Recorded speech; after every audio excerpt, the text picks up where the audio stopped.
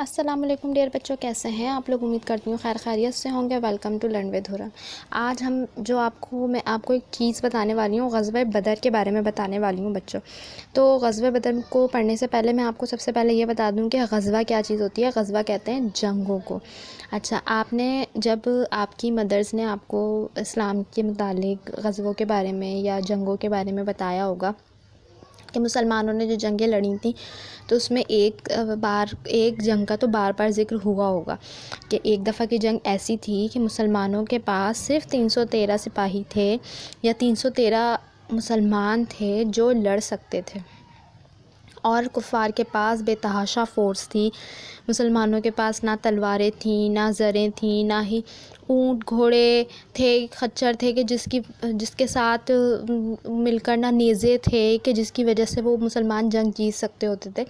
لیکن کفار کے پاس جو ہے وہ بہت ساری تیاری کے ساتھ انہوں نے جنگ کی تھی، لیکن پھر بھی مسلمان جو ہے وہ جنگ جیت گئے تھے، کیونکہ اللہ تعالیٰ کی جو مدد تھی وہ ان کے ساتھ تھی۔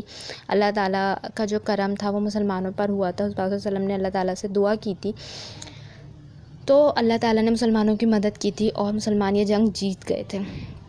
تو آج ہم وہی چیپٹر پڑھنے والے ہیں، غزوہ بدر۔ بدر کی جو جنگ ہے وہ بدر کے مقام پر ہوئی تھی، اور یہ پہلی جنگ ہے کہ جب مسلمان مکے سے ہجرت کر کے مدینے چلے گئے تھے، اور وہ بہت اچھے اور سکون سے زندگی گزار رہے تھے۔ انصار بھائی جو مدینے کے لوگ تھے، مکے کے لوگوں سے، جب مکے کے مہاجر جو ہے وہ ہجرت کر کے مدینہ گئے تھے، تو ان کے انصار بھائیوں نے ان کو قبول کیا تھا، اپنی جائیدادوں میں حصہ دیا تھا، اپنے مکانوں میں رکھا تھا، اپنے کاروبار میں ان کو حصہ دیا تھا، ان کو مختلف کاروبار کرائے گئے تھے۔ ہر لحاظ سے انہوں نے مسلمانوں کو ویلکم کیا تھا اور مسلمانوں کے ساتھ صلہ رحمی سے پیش آئے تھے۔ تو مسلمان بہت اچھی اور خوشگوار زندگی گزارنا شروع کر چکے تھے وہاں کے جو ایسا نہیں تھا کہ اس ٹائم پہ مدینے میں سارے کے سارے لوگ مسلمان تھے، لیکن جو انصار تھے، مسلمانوں نے جب اسلام کی تبلیغ کی، اس وقت صلی اللہ علیہ وسلم نے جب اسلام کی تبلیغ کی اور اسلام کی دعوت عام شروع کی، تو بہت بڑی کوانٹٹی میں جو ہے مدینہ کے انصار جو ہے وہ مسلمانوں کے ساتھ صلی اللہ علیہ وسلم کے ہاتھ پہ بیعت لیتے گئے، مسلمان ہوتے گئے، کلمہ پڑھتے گئے، اور مسلمانوں کا جو دین اسلام تھا اس کو سیکھتے گئے۔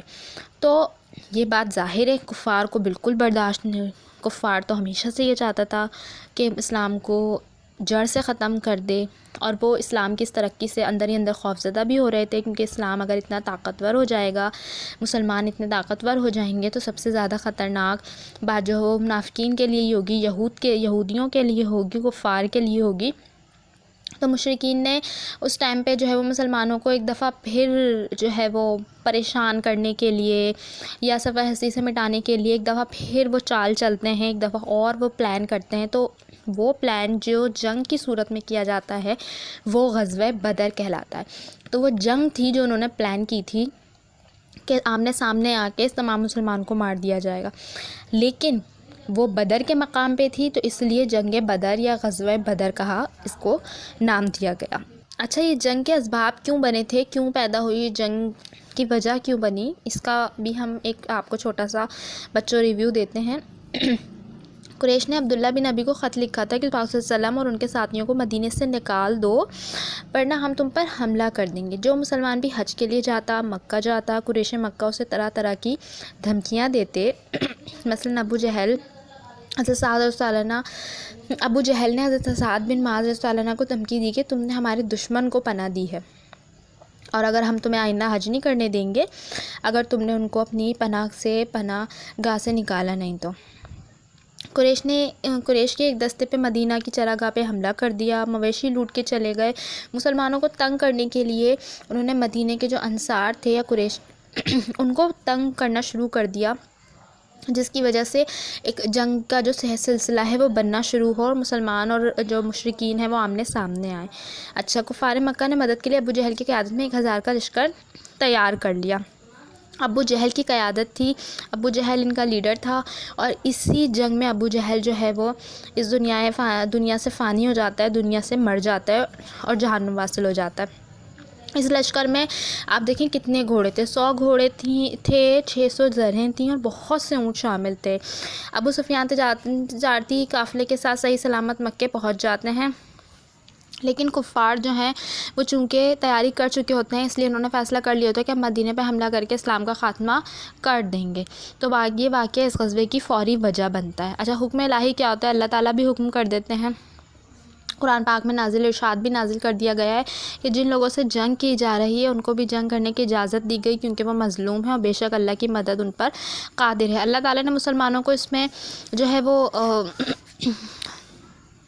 یہ بھی بولا کہ اللہ تعالیٰ مسلمانوں کے ساتھ، اس پاک صلی اللہ علیہ وسلم کے ساتھ ہے اور اللہ کی مدد ان پر قادر ہے، یعنی کہ اللہ تعالیٰ کی مدد جو ہے وہ مسلمانوں کے ساتھ ہے۔ تو اس پاک صلی اللہ علیہ وسلم نے جب یہ اللہ تعالیٰ کا سورہ حج کی آیت ان پہ آئی تو انہوں نے پھر فوراً ہی جو ہے وہ لشکر کفار کو جو ہے وہ مسلمانوں کو جو ہے وہ بول دیا، اور لشکر کفار کی بھی، کیونکہ ان کو آمد کی اطلاع مل رہی تھی۔ تو حضور پاک صلی اللہ علیہ وسلم نے مسلمانوں کے ساتھ، صحابہ کرام کے ساتھ مشورہ کیا، پھر اللہ تعالیٰ کی نے جب آیت نازل کی تو انہوں نے جنگ کا اعلان کر دیا اور جہاد کی تیاری کا حکم دے دیا۔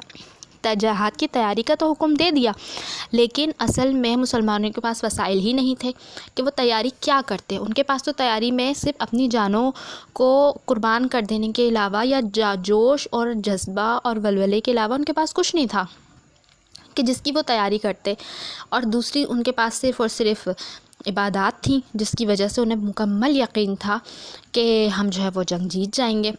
تو مسلمانوں کے پاس دیکھیں اب کیا کیا تھا۔ مسلمانوں کے پاس صرف ایک چھوٹا سا لشکر تھا جہاد کے لیے، اور بے سر و سامانی کا کیا عالم تھا کہ ان کے پاس تو ہتھیار ہی نہ تھے، صرف 8 تلواریں تھیں، 8 تلواریں، اور کتنے سپاہی تھے؟ 313 جانثار تھے، اور 8 تلواریں تھیں اور 7 زرہیں تھیں۔ زریں وہ ہوتی ہیں بچوں جو لوہے کا سوٹ ہوتا ہے نا، جو سینے پہ باندھا جاتا ہے پورا، آپ لوگوں نے دیکھا ہوگا کہ جو پرانے زمانے کے فوجی ہوتے ہیں، اب تو بلٹ پروٹیکٹر جو آ رہے ہیں جو فوجی وغیرہ پہنتے ہیں، پہلے وہ لوہے کی بنی ہوئی ہوتی تھیں۔ تو وہ زریں تھیں، وہ کتنی تھیں؟ صرف 7 تھیں۔ اور سواری کے لیے کتنے گھوڑے تھے؟ صرف 2 گھوڑے تھے۔ اور کتنے اونٹ تھے؟ 70 اونٹ تھے۔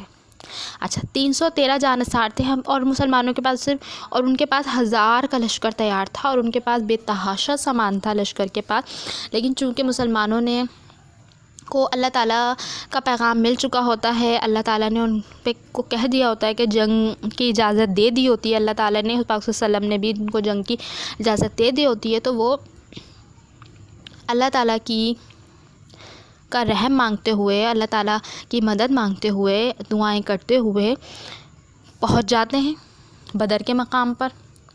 حضور پاک صلی اللہ علیہ وسلم مسلمانوں کو کنویں کے قریب، جنگ بدر کے قریب ایک کنواں تھا، اس کے قریب اپنا پڑاؤ ڈالنے کی اجازت دے دیتے ہیں اور پڑاؤ ڈالنے کا حکم دے دیتے ہیں۔ جنگ کا میدان ہے، یہ دیکھیں لشکر کفار ہے اور لشکر اسلام ہے، کنویں کے قریب جو ہے وہ مسلمان اپنا پڑاؤ ڈالتے ہیں۔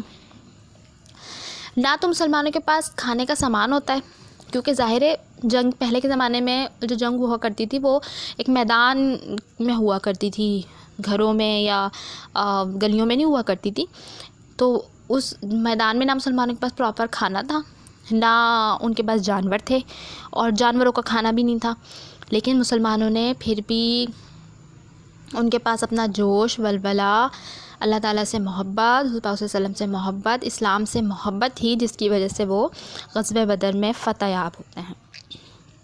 اب پہنچ تو وہ کس تاریخ کو جاتے ہیں؟ پہنچ تو وہ جاتے ہیں، لیکن جو جنگ ہے وہ شروع ہوتی ہے 15 رمضان کو، اور 2 ہجری کو دونوں لشکر آمنے سامنے ہوتے ہیں، لڑائیاں ہوتی ہیں۔ اچھا، پہلے انفرادی لڑائی جو ہوتی ہے اس میں بھی مسلمان جو ہے وہ فتح یاب ہوتے ہیں۔ کفار کے 3 سردار آتے ہیں، عتبہ، شیبہ اور ولید آگے بڑھتے ہیں اور مسلمانوں کو للکارتے ہیں، تو مسلمانوں کی طرف حضرت حمزہ رضی اللہ تعالیٰ عنہ، حضرت علی رضی اللہ عنہ، حضرت عبیدہ بن حارث رضی اللہ تعالیٰ عنہ ان کے سامنے جاتے ہیں اور ان کو پل بھر میں موت کے گھاٹ اتار دیتے ہیں، فوراً ان کو مار دیتے ہیں۔ اچھا، حضرت عبیدہ رضی اللہ عنہ زخمی ہو جاتے ہیں اور اس کے بعد پھر عام جنگ شروع ہوتی ہے۔ اچھا، غزوہ احد صحابہ کرام کی جانثاری دیکھیں آپ کہ 2 کم سن مجاہدین مطلب یہ بچے ہوتے ہیں، چھوٹے ہوتے ہیں. حضرت معوذ رضی اللہ تعالیٰ عنہ، حضرت معاذ رضی اللہ تعالیٰ عنہ، وہ کفار اور وہ کس کو مارنے کی ٹھان لیتے ہیں. ان کا جوش، ان کا ولولہ دیکھیں کہ وہ کم سن ہیں، ان میں جان نہیں ہے، وہ مقابلہ نہیں کر سکتے، لیکن پھر بھی ان کا جوش، ان کا ولولہ کس کو مارنے کی ٹھان لیتا ہے؟ ابو جہل کو ختم کرنے کی ٹھانتا ہے. اور دیکھیں بچوں، وہ کامیاب بھی ہوتے ہیں کیونکہ اللہ تعالیٰ کی مدد ان کے ساتھ تھی. حضور پاک صلی اللہ علیہ وسلم کی مدد، حضور پاک صلی اللہ علیہ وسلم کا ساتھ ان کے ساتھ تھا، ان کا اسلام سے محبت ان کے ساتھ تھی. دونوں مجاہدین آگے بڑھ کر اس کا ابو جہل کے گھوڑے پر پے در پہ حملے کرتے جاتے ہیں. ابو جہل جو ہے گھوڑے سے گر جاتا ہے، دونوں مجاہدین آگے بڑھ کے اس کا خاتمہ کر دیتے ہیں. تو جنگ کے دوران حضرت عکاشہ تعالیٰ عنہ کی تلوار ٹوٹ جاتی ہے. یہ واقعہ بھی آپ کو پتہ ہے کہ بہت فیمس ہے کہ حضرت پاک صلی اللہ علیہ وسلم نیچے میدان میں ایک پڑی ہوئی چھوٹی سی لکڑی، تیلی پکڑا دیتے ہیں جو تلوار بن جاتی ہے، اور وہ جوش و جہاد سے لڑتے ہیں اور جو ہے وہ فتح یاب ہوتے ہیں. اور حضرت عوف بن حارث رضی اللہ عنہ کے پاس ذرہ ہوتی ہے، وہی جو میں نے آپ کو بتایا کہ لوہے کا ڈریس ہوتا ہے، اتار پھینکتے ہیں اور تلوار لے کے دشمن پر حملہ کر دیتے ہیں. آخرکار بہت سے کفار موت کے گھاٹ اترتے ہیں اور کچھ لڑتے لڑتے شہید ہو جاتے ہیں. اچھا، یہاں پر رضی اللہ تعالیٰ عنہ بھی، حضرت عوف بن حارث رضی اللہ عنہ بھی جذبِ جہاد میں کتنے ہی کفار کو موت کے گھاٹ اتارنے کے بعد خود بھی شہید ہو جاتے ہیں اور خود جنت میں جگہ پا لیتے ہیں. ابو جہل کے بیٹے اکرمہ معاذ صلی اللہ عنہ کے کندھے پہ تلوار مار دیتے ہیں، جس کی وجہ سے ان کو بہت مسئلہ ہوتا ہے، خون بہنا شروع ہو جاتا ہے. ظاہر ہے ہاتھ پورا بازو لٹک جائے گا کٹ کے، تو خون آپ کو پتہ ہے کتنا بہے گا. کندھے سے لٹکا ہوا یہ بازو لڑائی میں جو ہے وہ رکاوٹ کا سبب بن جاتا ہے، تو وہ اپنے جس ہاتھ سے خود جو ہے نا وہ اس بازو کو نکال پھینکتے ہیں، ایک اور تلوار اپنے بازو پہ مارتے ہیں، جو لٹکا ہوا حصہ ہوتا ہے اس کے اوپر مار کے اپنے ہاتھ سے اپنے پورے بازو کو الگ کر دیتے ہیں اور لڑائی میں مصروف ہو جاتے ہیں. اچھا، غزوہ بدر میں اللہ کے حکم سے مسلمانوں کو فتح جو ہے وہ نصیب ہوتی ہے. مسلمانوں کی تعداد میں نے آپ کو بتایا 313 تھی صرف. نہ ان کے پاس جو ہے وہ لڑائی کا سامان تھا، جیسے نہ تلواریں تھیں، نہ نیزے تھے، نہ ہی جانور تھے، نہ گھوڑے تھے جن کے اوپر بیٹھ کے وہ لڑائی کر سکتے تھے. لشکر اسلام کے پاس بہت کم سامان تھا. اس کے برعکس کفار کے پاس بے تحاشا سامان تھا، لیکن پھر بھی اللہ کے حکم سے، چونکہ اللہ کی مدد مسلمانوں کے ساتھ تھی، تو مسلمانوں کو فتح نصیب ہوتی ہے. اور ان کی جو تعداد ہوتی ہے وہ کفار کے مقابلے میں بہت کم ہوتی ہے، لیکن پھر بھی قریش کے کتنے افراد قتل ہو جاتے ہیں؟ افراد جو ہے وہ 70 افراد قتل ہوتے ہیں، اور ان میں بڑے بڑے سردار بھی موجود ہوتے ہیں. بچوں، مسلمانوں کی طرف سے 14 مجاہدین شہید ہو جاتے ہیں، جن میں سے 6 مہاجرین تھے اور 8 انصار تھے. یعنی کہ وہ 6 لوگ تھے جو ہجرت کر آئے تھے، اور 8 وہ لوگ تھے جو وہیں کے رہائش پذیر تھے، انصار بھائی تھے.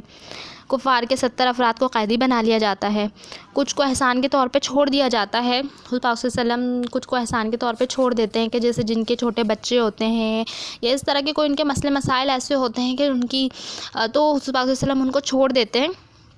باقیوں کے متعلق دیکھیں کتنا اچھا فیصلہ کیا گیا کہ 10 بچوں کو لکھنا پڑھنا سکھائیں اور آزادی حاصل کر لیں. تو حضور پاک صلی اللہ علیہ وسلم کا یہ فیصلہ بہت اچھا تھا کہ انہوں نے کسی بھی جو قیدی افراد تھے ان میں سے کسی کو بھی نہ تو اپنے پاس قیدی بنا کے زندگی بھر کے لیے قیدی رکھا، نہ تو غلام بنایا، اور نہ ہی انہوں نے ان کو مارا، بلکہ ان سے مستفید ہو کے ان کو آزادی ان سے حاصل کر لی اور ان کو آزادی دے دی. ان کو آزادی دے دی بچوں کو پڑھنا لکھنا سکھا کر. کچھ فدیہ دے کے آزادی حاصل کر لیتے ہیں جن کے پاس اتنا ہوتا ہے. اچھا، مسلمان جب کامیاب ہو کر لوٹتے ہیں تو اسلام اور مضبوط ہو جاتا ہے، اسلام کا رعب آ جاتا ہے، لوگوں کو اللہ تعالیٰ کے اوپر جو ایمان ہوتا ہے وہ اور زیادہ بڑھ جاتا ہے. لوگوں کا جو عقیدہ نبوت ہوتا ہے، جو ختم نبوت والا عقیدہ ہے، وہ اور مضبوط ہو جاتا ہے. لوگ اللہ تعالیٰ اور اسلام سے اور پاک صلی اللہ علیہ وسلم سے اور محبت کرنے لگتے ہیں، کیونکہ یہ معجزہ اللہ تعالیٰ کی مدد کے بنا جو ہے وہ بالکل بھی نہیں ہو سکتا تھا. اللہ تعالیٰ کی مدد مسلمانوں کے ساتھ تھی. پاک صلی اللہ علیہ وسلم کی دعائیں، ان کی اطاعت، ان کی محبت مسلمانوں کے ساتھ تھی، جس کی وجہ سے غزوہ بدر میں مسلمانوں کو جو ہے وہ کامیابی حاصل ہوئی، فتح حاصل ہوئی. اسی وجہ سے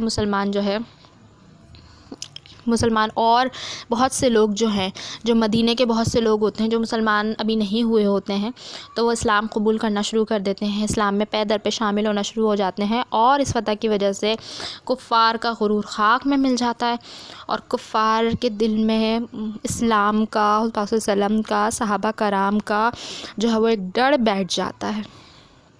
تو بچوں، کیسا لگا آج آپ کو غزوہ بدر کا ٹاپک؟ تو اگر پسند آیا ہو تو لائک، شیئر اینڈ سبسکرائب کیجیے. ملتے ہیں نیکسٹ ویڈیو میں. اللہ حافظ.